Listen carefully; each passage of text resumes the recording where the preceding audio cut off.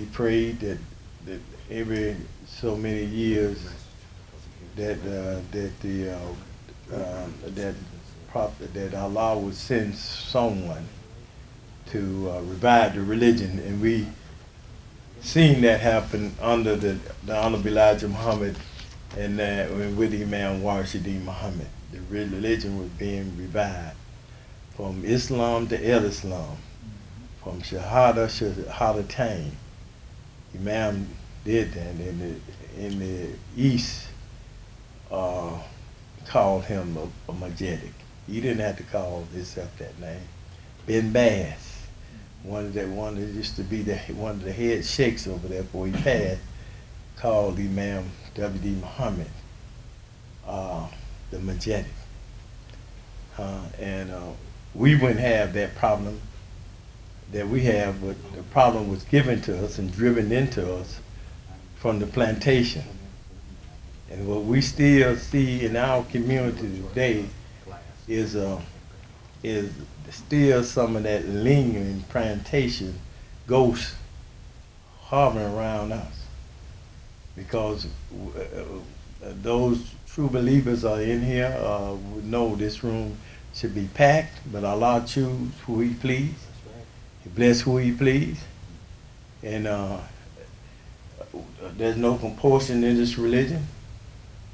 And when you Allah give you the best and you want the less, ain't nothing no one can do anything about that. That's a choice you made. That's what freedom is. The Imam W.D. Muhammad came, he freed us. He freed us.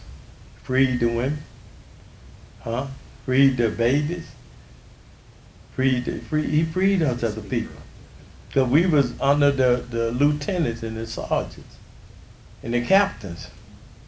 And some of us can't operate without them. We got hooked on that. You can't operate with somebody telling us what to do. And that is a shame. And we still look for fancy talkers, people that can talk fancy. We like actors and we got a whole neighborhood full of actors. They're not real men, and and they were real men, we wouldn't have the problems in the world that you see. So Satan is working, and we are working to defeat the scheme of Satan. And Imam W.D. Muhammad left us well. And that's why when this horn here is one of the things I use to let the people know that Imam W.D. Muhammad is a hero with Dr. Martin Luther King and the rest of them. I let them know that when you see me, you see Imam W.D. Muhammad. And the people love us. We were downtown in Atlanta and speaking. They had one of the big football game in a college game they played, and the president was coming to Georgia and Alabama playing. And they had Homeland Security, and we were downtown. We didn't know that. We weren't thinking about they would be there. Homeland Security and all the other law enforcement officers there, the FBI, all of them was down there, and we was down there when we feeding the hungry. We would be talking, and we got a chance to. They said they was eyeing us. We got a chance to give them some of our mind as citizens of this country. We want to know when are they going to start protecting us. They tell us how bad things are on the other side of the world, how bad things in the East, how bad people are in the East. But when we turn the news on, ain't nobody getting shot down but us. And they listening. And we let them know any man that shoots a man down, he don't have a gun or a weapon, that man's a terrorist. Don't care what kind of suit or uniform he got on, he's a terrorist. If he shoot an innocent man with a flashlight. In Atlanta, a man got shot down naked. He was naked. Been in the army and the medicine and stuff and messed him up. He running through the neighborhood. And instead of that, they treat him like he's shown that somebody got a mental problem, they shot him down. The police said he feel threatened. So that's no excuse. So when we told the Homeland Security and the police department that what we were saying, and all of them was looking at us, that y'all are terrorists. We need somebody to protect you from us. Because y'all ain't gonna throw a dog down on the ground and shoot a dog and throw a dog in the police car. And you gonna do us like that? So you gonna tell us about somebody how bad people are overseas? I said, don't you see that we see what you're doing? And you know, maybe some people got scared. But when they left there, they did this. Thank you, thank you. You shouldn't love a dog more than you love me. I'm a human being. And God said he made all us human beings. This is what this scripture comes to tell us, that when you stop being civilized, you stop being a human being. When you stop being a man and a woman, you stop being a human being. And this is what scripture comes to correct the life of the human being. And Imam Muhammad says in the language. He said if you get the language, correct the language, then we can correct the human society. Because we all come from Adam. No one, no matter what these people come out and want to trade your ancestors and all that, none of us go further than no further than Adam and Eve. Adam, the first people. We all the children of Adam. God didn't want all of us to look the same. Just like he didn't want the watermelon in California different than from the watermelon in Georgia. The watermelon in Florida is different from the one in the Middle East. It's still a watermelon, but it's different. The environment makes it different. The fish in the sea, all of them fish, but they're different. And God had made us different, and in the Quran said he made us different, not to hate and despise each other, so we can learn from each other. Then it said the best one of us in any religion is one who obey God the best.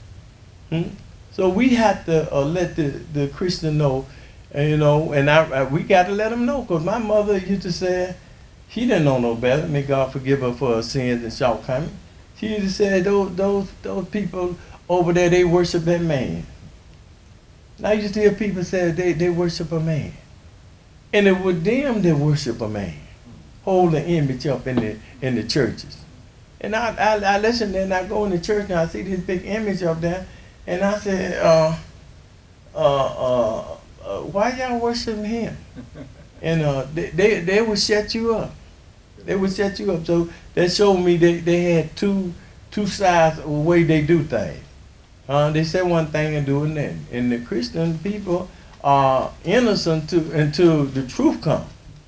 When you hold an image up as God, that's no religion. That's a pagan religion. God speaks so highly against being a pagan, and he started off in their Bible saying, don't make no image of them. They done broke that law. Don't make no image. And this image have affected the people all over the world. Not just in America no more, it's all over the world. The number one bleach cream in Africa, number one cream in Africa, they say, is the bleach cream. People trying to look like. God said he made us human beings, he made us different.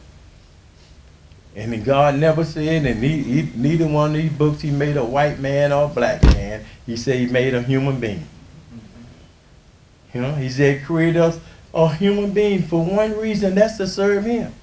That's to get married, take care of our neighborhood, and raise the vote, drive right, not drinking and driving, live and drive, doing what human beings do. When we leave that program, then what do you have? We have the Quran. We have the good Imam, the good people of this world to share that with the people. And I thank Allah for having a good Imam, Imam Furqan, because one thing I say about him, if you sick, he go visit you. Everybody will tell you, a funeral, a janazah, he be there. And if somebody needs some help, they call him. They call him. They don't call their local imam. They call him. I've been there. I've seen that.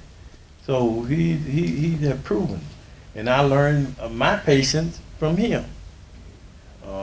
Imam had many guys that he helped on the way, and many of them was had mental problems, and he helped them on the way, and he was patient with them, and they were doing things, but he never got angry with them. He talked to them, he reasoned with them, until they went away or went somewhere else, and when they go somewhere, they come back, and I have on the Dawah team that Suja Mohammed left with me when he left the Dawah team. He gave it to me, and I've been in charge of the Dawah team over 8 years now, 8 to 10 years. And right after I married my wife, once I married my wife, I was still working, and my wife, I hurt my arm on the job. And so my wife, I wasn't going to complain because I just got married. I wanted to keep taking care of her, and because she just come from Tennessee, and I don't want her to, want her cheering the word and want her to worry. So I kept on working, so my arm kept hurting. And she told me, said, if you don't tell them people about your arm, I'm going to come out there myself. So when she said that, I went there and told them people about my arm was hurting, and if you're not gonna do nothing, then let me know, before I can do something about it myself. So they got together, sent me to the doctor. Doctor started pull my rotating cuff, and after I told my rotating cuff, they told me I couldn't work no more, so they put me on disability. So that's able me to do the things I wanted to do, go to the different jails with. I went to start going to jail with Imam Furqan, and one day he took me to about 5 or 6 jails. I said, I can't do this now. So I took on 3. I took on 4. In one of the jails, they put me out for something I did when I was 17. Fighting, put me out. They just put me out of the big jail. I know why they put me out. I have a big crowd. That big crowd's coming. That's why they put me out, and the deputies were lacking what I was saying. So they put me out, but I could have fought it, because they're not supposed to open your closed file after so many shouldn't bring it up. And one jail, they put me out, and I told them that. I said, well, you ain't supposed to open your file. Well, it's my jail, and okay, that's your jail. I said, I'm not going to force myself into your jail. And I hung up. And a couple of days later, he called me back and said, so you've been cleared to come back. So we made a mistake, so sorry about that, and you have a good day, Mr. Akbar. So now I'm back in Clayton County Jail. But I don't know what he called Imam too. So anyway, now I'm going to Clayton County Jail, and we're getting the big numbers. Sometimes 30 and 40 people, African American, Caucasian, coming out. They show you and Muslims from all over the world in jail. They got some names. They got all kind of names now. You read the list and see all them names. And man, all these Muslims in here. And like Imam said, Fulton County Jail, where we both go, they have a lot of respect for us. They have Ramadan. They don't deviate. They try to make sure that we are well taken care of, and they're not giving us no problem. And there's a lot of Muslim deputies work there too. So so in Douglas County was a county named after Frederick Douglass, and they don't call it Frederick Douglass County. They call it Douglas County. And now this year they done got slick. They only bring out one dome at a time, but it's all right. We patient. We don't get angry. I told the guards, you bring out a half a man, I'll be happy. I said, we come here to share the truth with the people. I said, we know. I told the guards, when you got the truth, people don't like you no way. They tell Mr. Akbar, we can work with you. I said, okay. So we have nothing to be afraid of. Allah have protected us through the Honorable Elijah Muhammad. Here's a man stood up and called a man a devil. Said he was a devil. We went into, we used to go, when I started selling paper, we used to go to those clubs where, or what they call the Hunky Dunk Club, rednecks. And I was, when the brothers first invited me to go in there, I was kind of skeptical to go into this club selling these Muslim Muhammad speech paper. And we went in there, I went in with the brothers, and they started acting for telling the people there that, you know, they said, what you doing here? We trying to get away from y'all. You know, we don't want your woman or nothing. We didn't want to get away from y'all. And we didn't need some money to do it. And we have these papers. And them Caucasians spend $20 and $40 for a paper. I couldn't believe it. They spend $30, and you know, yeah, then give me one. And then they open the paper up, and here's Elijah Muhammad saying that you a devil. Huh? Don't you know that changed many of them? That changed many of them. And Sister Clara stood in the doorway and saying that her children not gonna go to that school. What a bold woman. Brave woman. Back there in that time, stood in the doorway. You know, we wouldn't have had a Wallace Deen Muhammad if he had went to the public school. We had to wait a little longer for Majeda to come. She stood in the door.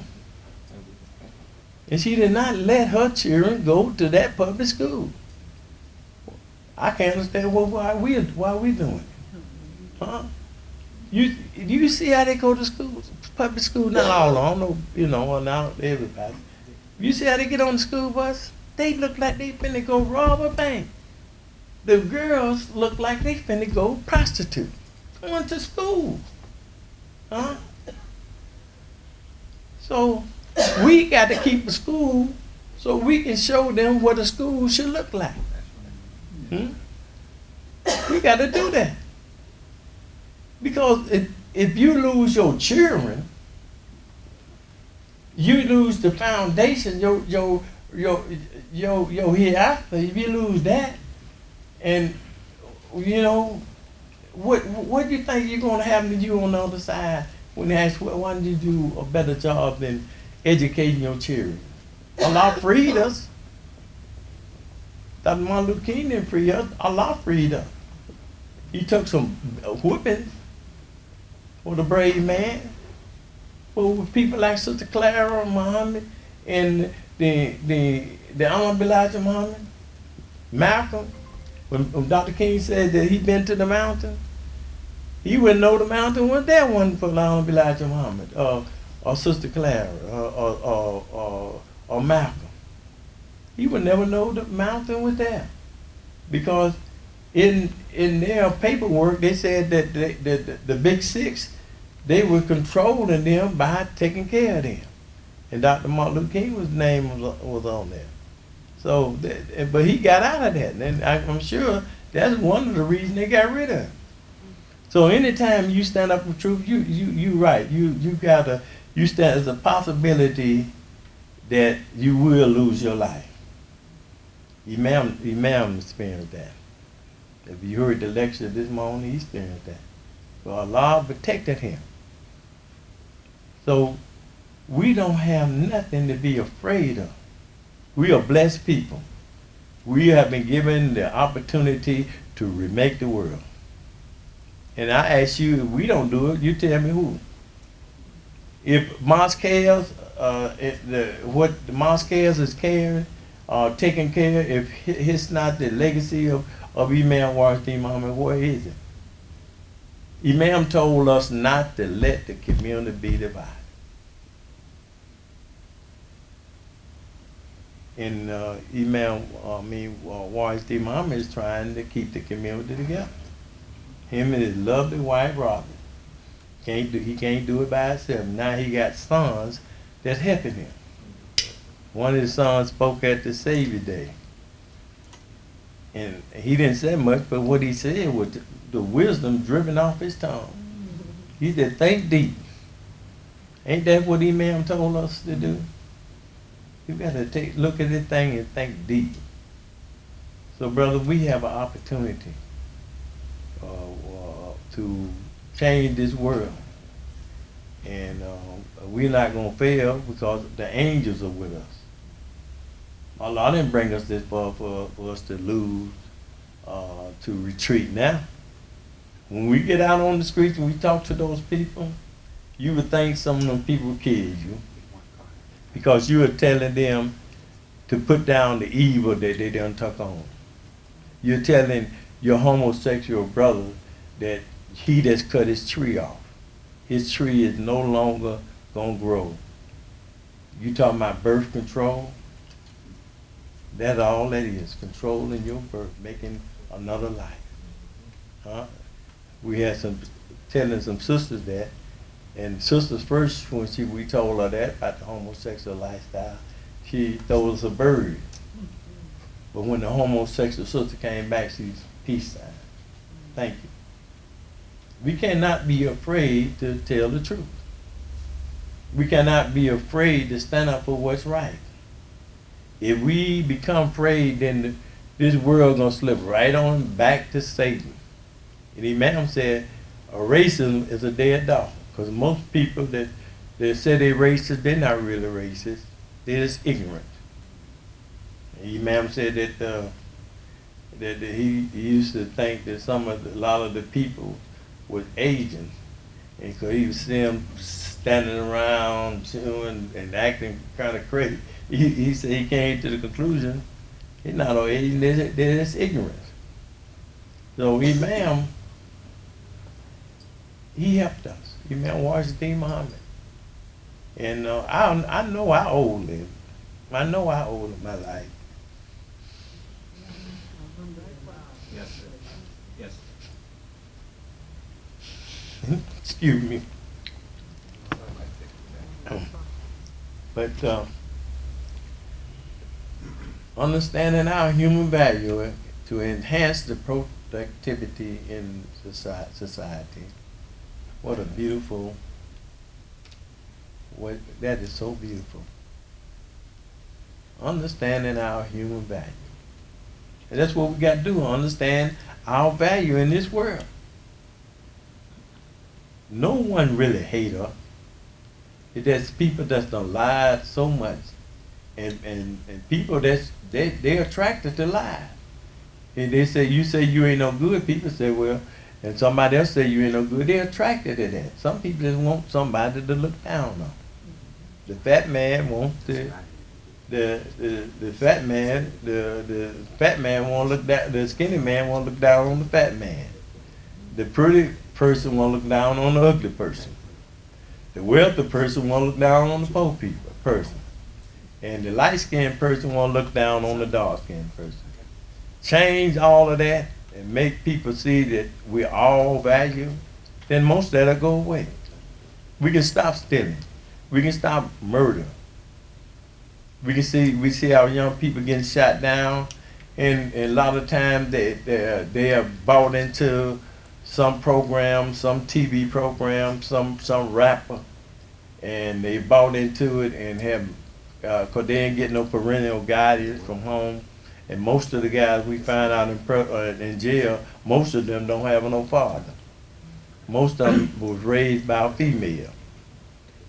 And most females a long time ago could do a good job, but the school system tells the mother today, if you discipline your child, we're gonna come out there and lock you up. If you put your hands on your child, we're gonna see the child hears that.